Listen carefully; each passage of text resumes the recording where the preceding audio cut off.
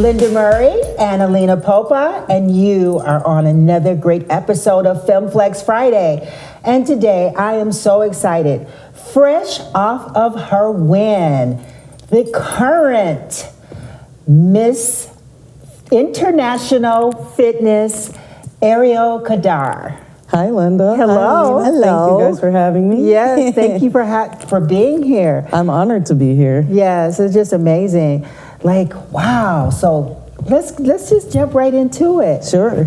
So I'm sure it still feels very fresh. Yeah, even though it's the winner. It's been a few weeks, but it still feels like it's really just so overwhelming. Not only is it a dream come true, but everything that comes with being the champion is just amazing. Yeah. So five times. That was your fifth time on that stage. Yeah, it was. Yeah. So your shape this year was really great. You had great quality. Thank you so much. You were in such an amazing shape. Did you focus on that in particular for this year, for this show? Actually, yes, because I was working with coaches before, and I felt like I really want to do my own thing. Okay. That I know my body the best, and I don't care what this coach wants me to look like. I want to look what I want to look like. And so I sort of, instead of focused on like being bigger, I focused on the shape of my body and really emphasizing the femininity of the muscle and not just bigger shoulders, bigger legs. Just an overall package that looks best on me because I'm so small that if I gain a little bit of muscle, it could really alter the way my body looks. Or if I come in just a little bit too out of condition, my body will look totally off too. You so I was focused on the conditioning. You definitely have a lot of that thick 3D muscle, and then when it's compact, so when it's compact like that, I know exactly what you're talking about. This is a problem that bodybuilders have. We are a little bit off with all these dense muscles, and then we look extremely off, right? And it's very interesting. So before you were focusing on building your size, on building certain parts. So like if you look back at like my, they kind of, I feel like the industry or not the industry, but the division kind of shifted a little bit, and it was getting a little bit too muscular, and we kind of wanted to scale it back just a little bit, only because if we're trying to get girls to do fitness and they do like cheerleading, gymnastics, and dance, I know as someone that did gymnastics, you don't want to gain that much weight, you don't want to like really change your body, you still want to look feminine, even though it still looks fit and muscular. You don't want it to be like too much. Yeah, well then that brings up a topic of, I was thinking about as far as, because you guys have to perform and be flexible, I would think that as your body changes, if you have like more muscularity or that something changes also in your actual performance. Is this true? That's true. As I was trying to get, bigger, change my training as far as like lifting heavier, in 2020, I was practicing my routine, did a split, and I felt like I might have torn my entire hamstring. Wow. So yes, it does totally affect the way that your moves will be done, specifically in the gymnastics part of it, because even when you do gymnastics, if you gain like a couple of pounds, you really feel that. And the same thing as you're coming down. So obviously we're not always shredded and ready for a show. So when we're practicing a little heavier, you have to keep practicing as you lose the weight, because then your balance gets off too. Yeah, so that was definitely one of my questions. And it's quite challenging too, because I remember as you go into the show and your calories are low, then you're you cannot focus, right? Your imagination kind of like creativity kind of go away. So, but that's when you have to get really creative. So how do you do that? I think with the routine, it's a lot of a longer process to come up with the idea and the theme and the performance aspect of it than it actually is doing the skills. Because the skills, like the way that I do my routine anyway, like I know I could literally get out of bed and do the skills that I'm doing in my routine. And that's because when we're backstage, we don't have time to warm up. I mean, we do warm up, but then we're waiting for like an hour and we're cold again. By the time we get out on stage, we're literally like from 0 to 100. So you have to be able to do the skills for sure. And so the performance can come together, because that's actually the more important part. Yeah. So let me get this right. Like when I think about, I know as I'm dieting for a competition, my physique changes. So, it's important to start putting together your posing routine before you get too dieted down and too like lack of carbs, Yeah, brain exactly. power, Yeah. right? But again, we don't have to perform, but as you do, you have to do both. So Right. I think the big thing is I think about this, my routine would change, right? Because my physique changed. Yeah. Like certain moves you don't have, the abs aren't there, this is not. So how do you put together a routine based on like with your weight? Because so if you're off season and you're like, let's say 10 pounds or 15 pounds heavier, but then now you're beginning to prepare and create that routine, which a routine is really huge. Right. How do you make adjustments? Like, So what's actually, that I mean, process? for me, I know probably not what everyone else is doing, but I don't really do like my full routine, like ever almost. So I come up with like different sections of the routine, and I know Okay. like what I'm gonna do based Okay. on the music or the 8 counts of the music. It's more of a choreography than it is physically doing it. I see. Because I know if I do it a million times in my head, like I know I can do those moves. Okay. So I actually don't really start practicing my routine until I am a little bit less heavier because of my joints. Actually, it's Okay. more about that I don't want to do anything stupid to my joints and keep doing Okay. like, I know I could do a backflip. So like, am I going to keep practicing backflips over and over and keep impacting my ankles? Okay. No, I'm not, because I have problems with injuries too. So my ankles and my feet, I have a lot of problems with. Probably need surgery, but I don't want to do it. And so I try to avoid really doing like too much of anything that's going to impact my joints. And then with the handstand moves, to me, that's what I have to practice more of. But you're also, when you're heavier, there's more impact on your wrists. Right. So it's a lot of balancing and being smart, because like before I would just push myself through pain. Like when you do gymnastics, you learn like you're not supposed to be in pain. You just keep Right. going. Yeah. But you have to be smart about it and just know like I can do these moves. If I'm feeling pain, it's not a good day to practice. Okay. Yeah. So then you, as a gymnast, you started, tell us your story as far as gymnastics. And Sure. So I started gymnastics probably about 5 years old, and years and years of training in different gyms and stuff. I didn't necessarily have a good setup in New York. Like in New York, there's not a lot of really good gymnastics places. But if I probably would have started at like a gym like Shawn Johnson or any of these really good gymnasts, I would have probably been very high up in elite gymnastics. I ended up training for elite gymnastics, but when I first started training for it, I got hurt really badly. And then that kind of, at the time, my coaches were telling me, you're not injured. My ankle was only like this fat. And you're not injured, you just, whatever. They kept pushing me. And so it caused me to have obviously super serious problems with my ankle, but then the other ankle, and then it kept going back and forth, which ankle was hurt. And it kind of ruined my gymnastics career as far as not only just how well I was gonna do, but my mental state of gymnastics. Like it just killed the love for gymnastics or the competitive part of gymnastics. And so I started competing in fitness actually as a kid because I had 11 years But old. how did you come across this? Oh yeah, so actually I got involved in bodybuilding because of my parents. My parents wanted to compete, and I'm an only child, so yes. they actually, like we were in Pittsburgh, I think it was Gary Udit show. I was like 5 years old, and they just wanted to see what it was all about. Oh, My mom actually looked up to Linda. And I met your mom. And We had Rachel a McWish, like conversation. really old school people. Yeah. And I loved it because back then it was only bodybuilding and fitness. So back, it was like fitness was like bikini. There was like 1 million people doing fitness, and it was just so cool. Like I was like, I want to do that. So I had a gymnastics coach that competed in fitness. It wasn't in the MPC or IFBB, but there's a junior fitness that's in Europe. Like it's kind of a big sport there. The Junior Fitness International. Yes. Yes. So I ended up qualifying for the Junior Fitness International and competed against girls from Europe, and I ended up winning that Yay. at 11. At Yeah. 11 years old. Wow. But unfortunately, that industry or that organization, I don't even know the organization name actually, is so involved in Europe that there really was no avenue for me here in the States. And I was doing gymnastics and actually Taekwondo at that time. So I was actually gearing up to be possibly in the Olympics for Taekwondo.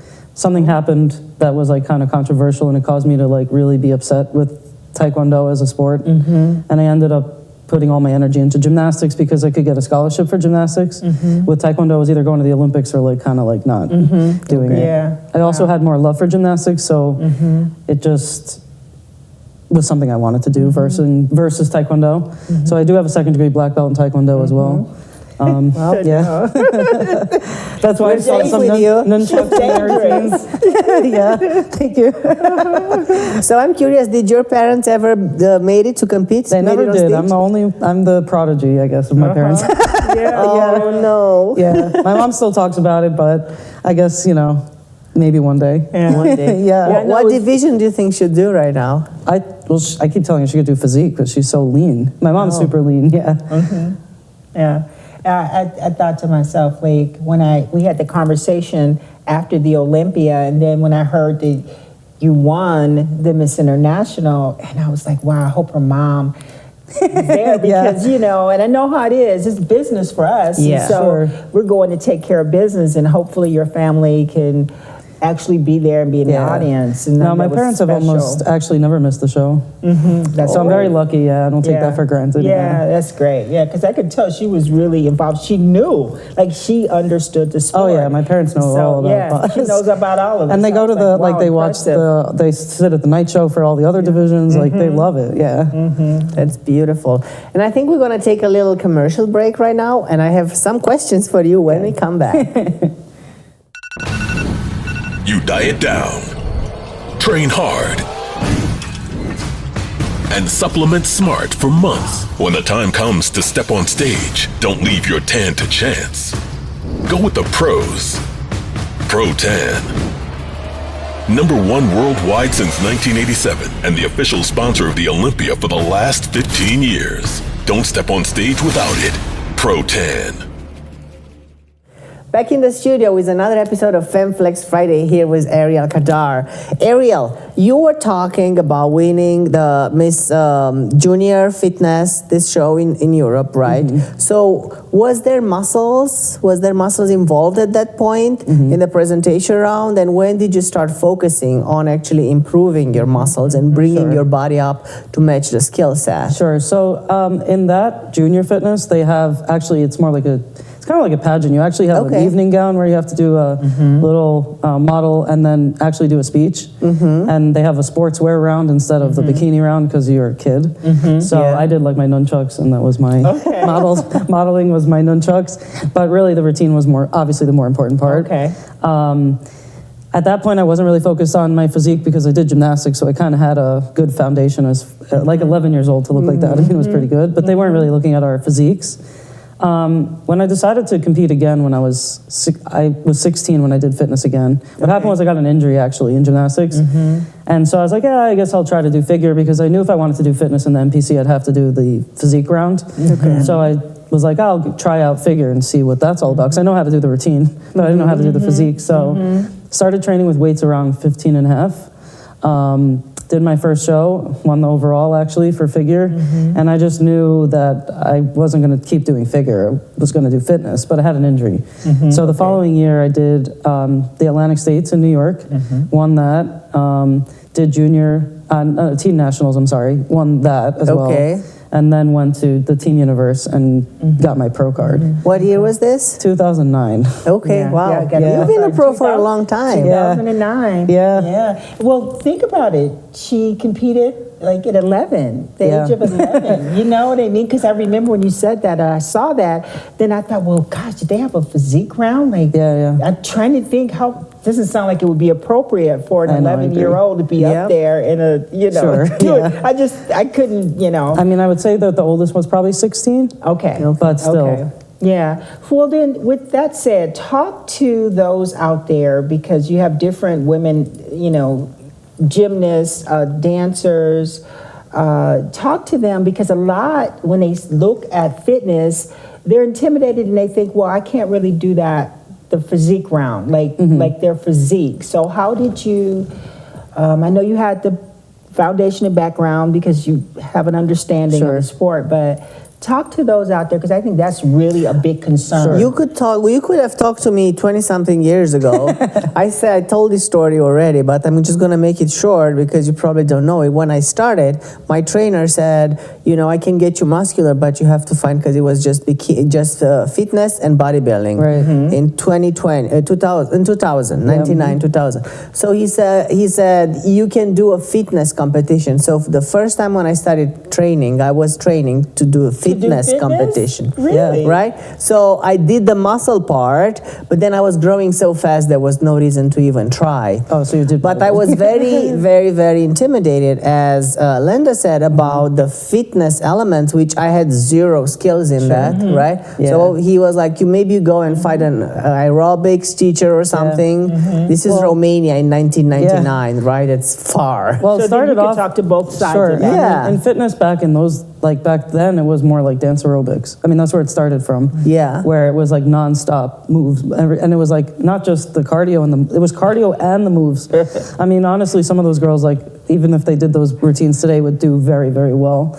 I just think that it's gotten a little. I mean, I know we were talking about the physique, but the routine has gotten a little bit less about just the skills, Okay. and more about being an actual performance. Yeah. Which I think actually makes it a little bit easier for people that don't have the skills. Obviously, if you have the skills, it looks good too, and you'll get accolades for doing those moves. But someone that has a better performance will win over somebody that has better moves. Okay. That's Because, interesting. I mean, I do think at the end of the day, we're in an industry where we're trying to bring people to watch us. And it's not just a gymnastics competition where you're getting scored on did you point your toes or did you do this? Okay. And I think that's what kind of makes the judging a little bit more open-ended a little bit. It is a subjective sport overall. So people can't get upset that it is a subjective opinion about the routine as well. Yeah. That's right. Obviously, if you have good skills and the audience knows, they could see that it's a good skill, or the judge, you could go, wow, that was hard. I mean, that's going to give you some points as well. But I think people need to understand that it's a little bit less difficult than, if you watch the top 5 at the Olympia, you're going to be intimidated because Yes. we have the skills and the performance. Yeah. But the fun part is being on stage, and I think that's why most people compete, is actually being on stage. And so if they knew how to do fitness without it seeming like it's so impossible, I think there would be more people doing fitness. Yeah. Because right now, especially, there's so many different categories, but there's so many categories where people feel they don't totally fit into, whether it's bodybuilding is too big, or physique is a little bit too lean, or maybe even figure, they feel like they genetically don't have the shape for it, or bikini might have to be too small.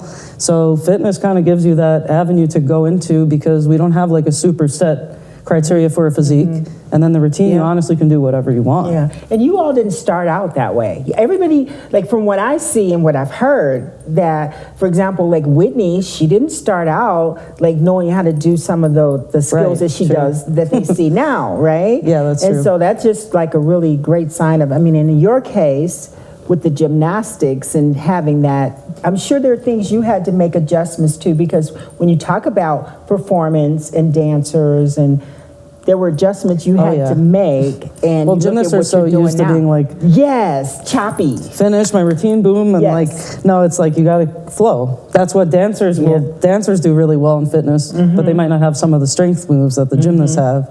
But their flow across the stage is just like Oksana, for example. She's a perfect example of Oh, yeah, that, yeah. she's where flowing. it just flows. Yes. So which element of it do you think is the most intimidating for the possible competitors? I think what they get scared of is the gymnastics. Okay. And I think they have to tumble and do all this gymnastics when, realistically, it's not really about the gymnastics.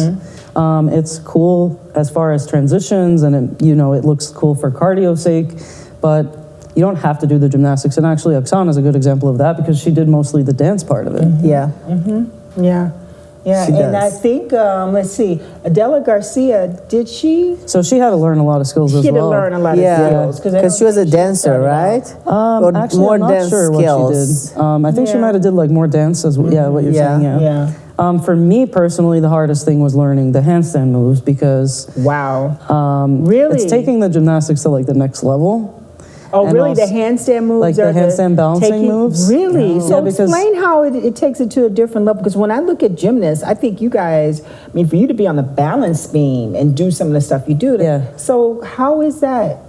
differ? Because in gymnastics there is no handstand balancing as far as like being judged. Okay. So we might do like a handstand on beam or something, but it's never like a type of press that these like Cirque du Soleil. That's kind of like my Yes, that's what you do. My inspiration is more of that.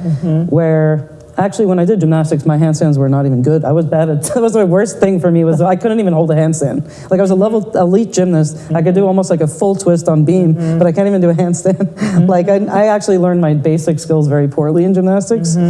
So I actually was pretty not great at gymnastics until I got into the higher levels because I was better at the harder skills than I was at the easier skills. But that's like a totally different tangent. The handstand moves are just, they're not something you learn in gymnastics. Gymnastics is mostly, you do conditioning to gear around like improving your skills. So whether it's tumbling or, and for example, bars, you're doing like a giant, which is the handstand around it's not like you're just standing there. I see. So you said it's a handstand going around. In the bar, you twist around. Okay, never thought about it. Like, but Like yeah, it's like everything is kind of like moving in gymnastics. It's not like standing still. Yeah. Interesting. Wow, that's really deep. I know. So, I even think like when you're talking about handstands, when you guys are up there, it's like you have like, God, courage or just of steel. Because that's when you're quiet, and when they're in the handstand, we're all like this. So are you thinking, how do you block us out?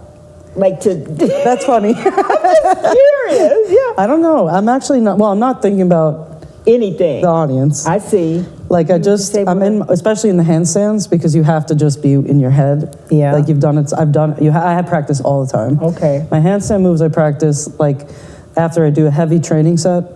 Like if I do like really heavy back or like really heavy shoulders, I'm like, you're gonna go do your handstands now. Wow. Because if I can do it when I'm that tired, then I can do it in my routine. That's a good approach. Yeah. So you were saying that you feel like that the skills are the ones that are most for me, it's scary, it's the right? handstand moves. Well, what happens if you go to a gymnastics school and then you have like younger kids and very young girls, right? Yeah. Don't you think that the physique would be the most intimidating part for them at that point? We're talking about that. Well, like girls coming out, yes, I do think so.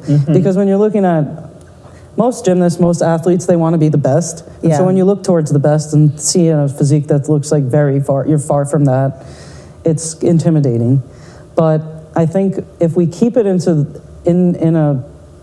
we keep the physiques in a state where it looks feminine and people really are like, wow, it's something they want to try to look like. Yeah. I think that it's challenging, something that they want to do, go to the gym and look a certain way as well. Yeah. And I don't think that it's that scary. I think it's actually like people want those girls want the challenge. The ones that want to keep competing after they're done, they enjoy that kind of challenge. And so if they if it's a good goal body, they'll want to continue to try to look like that. Yeah. So it's all about the bodies that are being rewarded right now, which is basically educating, right? I think it is. The new generation Exactly, yeah. Yeah. I mean, we are in the industry of bodybuilding, but bodybuilding is an art. And fitness is a different division in bodybuilding where it keeps art in motion, essentially, as well as still being bodybuilding. Okay. Well, we will be back. We're going to take a quick break and just get some more great information on the fitness division. People always ask how I got here. I was willing to work just a little harder than everyone else. Every damn day. If I can have hundreds of hours back, you know I'm gonna grab them. Spending hours prepping chicken, rice, and vegetables, F that. I rely on perfect nutrition. I rely on Trifecta. We're back with Ariel Kadar. And let me see.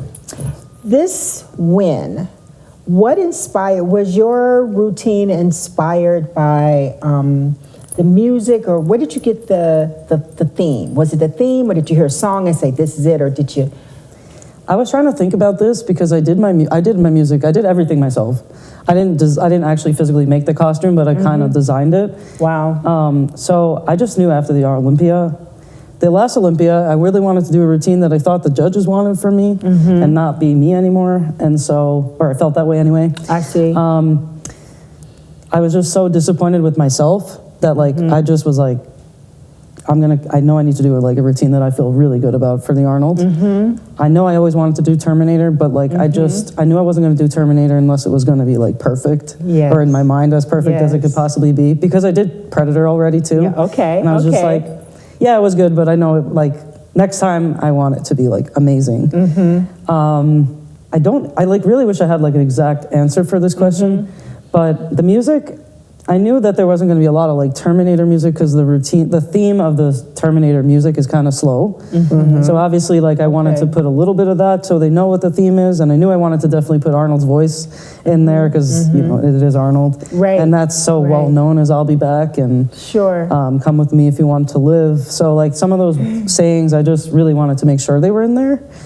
I wasn't sure what to do because like I said, the music is slow, but I knew I wanted it to be like robotic because it's obviously that was the visual part of the Terminator that would look cool in a performance, not like the leather Yes. jacket with the sunglasses. I mean, Right, this right. looks like a biker routine, not the Terminator.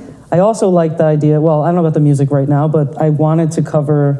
Like I wanted to look like the Terminator, but not completely cover my face either. Okay. So I was going to originally get like a mask, but I was like, I did that for Predator. That kind of was not really something I want to do. And also I wanted to avoid the fact that it had a prop. My only prop was really like the jacket and the sunglasses. Okay. Actually, the sunglasses I didn't even I didn't even practice. I did it like on stage when we were warming up. I was like, I think I'll take them off here. I think I'll like. Okay. I just do so much in my head, so it's really hard for me to like tell you exactly. But the music, I wanted it to, in my mind, I was like, I'm going to be Arnold in the beginning, like kind of like the Terminator, and then be mostly like the robot because that looks cool.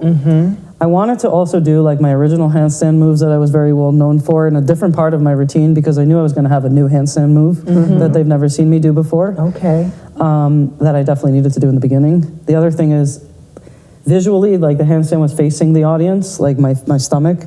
So I wanted them to see like your abs in the routine versus like the one move where we're down, crouched down with the arm up. You don't really see anything other than like, wow, they're really cool because you're holding yourself on one arm. It was just a totally different visual skill that was very important that I nailed that beginning. Okay. The end, I felt like the handstands, if I do them at the end, would kind of feel like the Terminator was like dying. So my idea was like the Terminator's dying at the end, and I somehow made this music, like I don't know where I found this music, but it was very like robotic. Actually, I think it was part of the Terminator movie. I somehow found it from like YouTube or something and cut it into the music, and it just really like worked out for me. Wow. It sounds like a lot of planning in there. Yeah, a lot of people it. don't even- I watch You you, just- guys, and I know. The thing is with fitness, it seems really scary at first, but like I tell some of the girls that I'm working with, I'm like, well, you know you're gonna do these moves. You know you're gonna do this combination. Then how much time does that take up? Now you have like almost like 3/4 or half your routine made up because you know that this is gonna take at least a minute of time to do all these moves. So it's a matter of like where you're gonna put it. But also, I think that you have to take into consideration, as you were saying, with the props and everything, with the costumes, with everything you're bringing, you have to take into consideration the fact that maybe you don't have all the time. Let's say maybe some sort of makeup, because as you were talking about the Predator, I was like, you should do the Alien next one. But in my mind, I was like, how would you do the Alien without a mask? Well, Then it took me with honestly the makeup. 5 years to come up with 5 years to come up with the idea for how I was going to do Terminator perfectly. Yeah. Because Okay. I honestly pictured in my mind so many times, when you're going to win the Arnold, you'll be Terminator, and Arnold's going to give you the trophy. Yes, and it And happened. then it happened, yeah. You put it out there. Yeah, so it really feels super You surreal went for after me. it. Yeah, it was so many Yeah. things. Even just looking at the still shots, I was like, wow. Thank It's you. impressive. Thank So you. I think that many times it's easier, for example, as you were saying, to get a mask, right?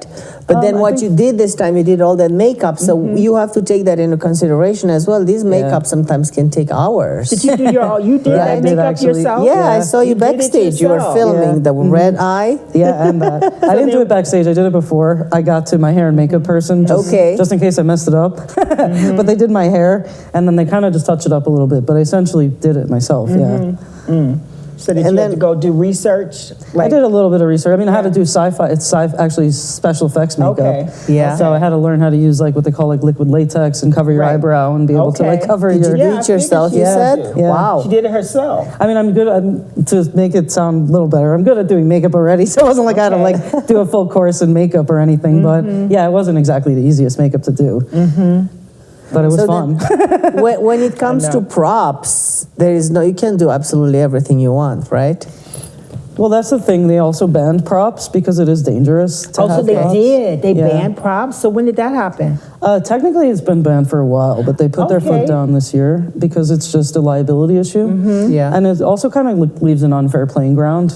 Sure. Because it's like, it's actually happened before. I used to say, well, if somebody brings a beam out on stage, is that fair? But like realistically, it's not really fair. Yeah. And so we should all Yeah. kind of be on a similar playing ground. Yeah. You could have a prop like if you have clothing or like the sunglasses, like I said, or Yes. a mask. Yeah. But it's also, you have to think about if I take this mask off, where am I leaving it on stage? Yeah. There's a lot of different things that go into like actually the performance. Yeah.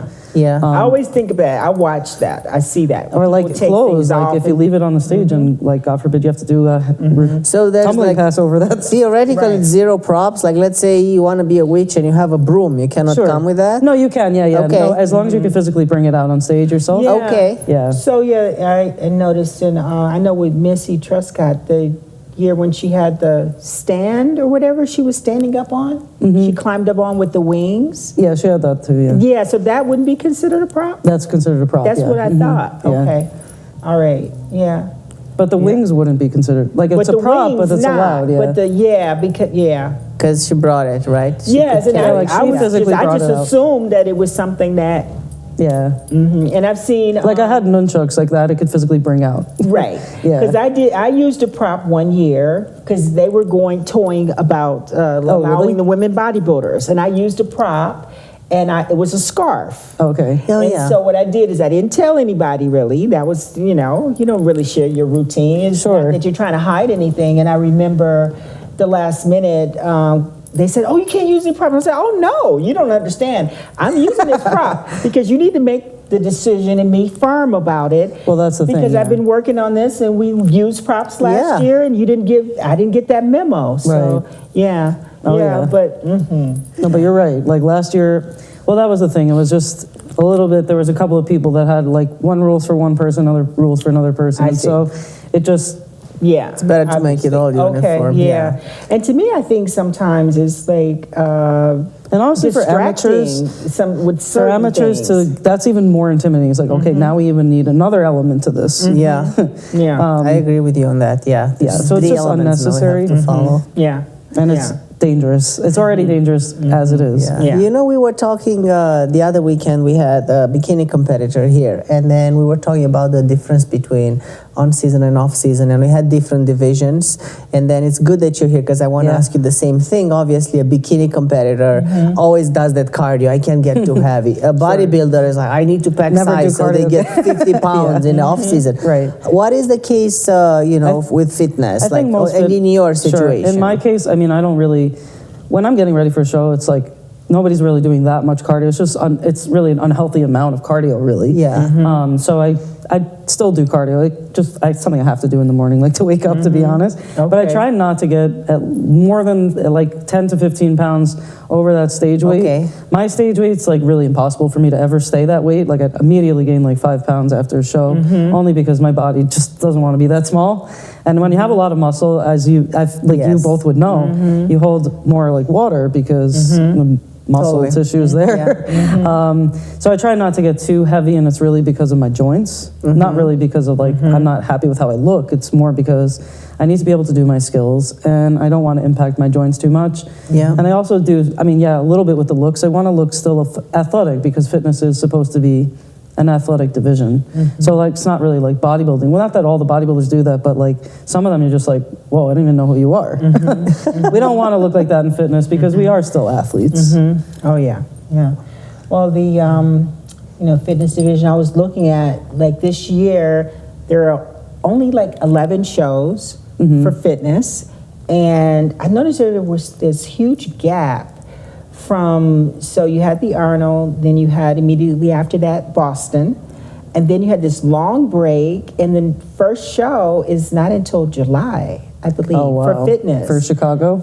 Yeah, it must Chicago be Chicago. Pro, yeah. Must Yeah. be the Chicago Pro. So, and then I guess it's very similar to what bodybuilders, what we were used to, because we don't have as many shows. I Right. think, yeah, you guys have 11, and I think we may have 14 or 17. I think there's 18 like right now 18? this Oh, year. wow. Yes. Yeah, 18. So I would think that it's also a little bit of a challenge as far as preparing and qualifying for the Olympia because you only have either like this Yeah. period of time or everybody's all bunched up in Right. July, and then before you know it, it's the Olympia. It's funny because the fitness girls were all close. So like we're always like, who's doing this show? What, are you doing this show? Are you doing? Okay. Because Are we you all like really, a group? Yeah, like not really, but like some of us that are friends are Sure. like, because we want each other to win. We all want to qualify for the That's Olympia, right. and we all it's a lot of effort to do fit. When we compete, it's not like bikini wear. It's I wouldn't say Yeah. it's easy, but it's a lot easier to do a lot of shows. Oh, where yes. fitness, every time you get on stage, it's a risk of an injury. Sure, absolutely. And it's just a lot more draining on our bodies than it is for some of the other divisions, not bodybuilding, but Yeah, yeah. in comparison to like bikini. Yeah. Because we also have to deplete for the physique round too. Yeah. And then the routine is just another There's another always thing that, on top like, of how it. do you even do that? Because you have to be as lean and as dry as possible in the morning, but then you only have a few hours to get your fluids back, and I don't even know if they get in your joints at that I don't think point, fitness right? has to like go to that extreme. Okay. And that's the good thing. That's what I'm trying to like at least emphasize in fitness, Yeah. that we should really be like athletes and kind of look like that, but not really. Obviously, like maybe it's a Yeah. little extreme, but it shouldn't be to the measure of like bodybuilding where we're cutting water for a day or cutting out Agree. salt or anything like that. But yeah, I mean, obviously a little bit of water. Like I didn't really drink much water before prejudging, but then as Yeah. soon as you get off stage, I mean, I'm back to not It like can get really not dangerous. drinking a gallon of water that Yeah. day, but I mean, I To had get like so a Diet dry. Coke, and it was just like whatever. Like you're just, it's not gonna, you're not gonna blow up in a couple of hours with fitness, especially because we really need the calories and we need the liquids. Okay, yes. Well, with no question about it, you are impressive. And Thank you. the fact that you won, and What a beautiful victory. yes, and you Thank had you, some Alina. heavy hitters in there. I Thank mean, you. Missy Truscott was competing. Yeah, I mean, Thank you. fabulous in every way. Thank you so much. Yeah, I really so- appreciate that. Yeah. Do you want to Thank tell us a little bit about your routine at the Olympia? Well, I'm getting a lot of do we get a sneak feedback peek that in I there? should keep this routine, the Terminator.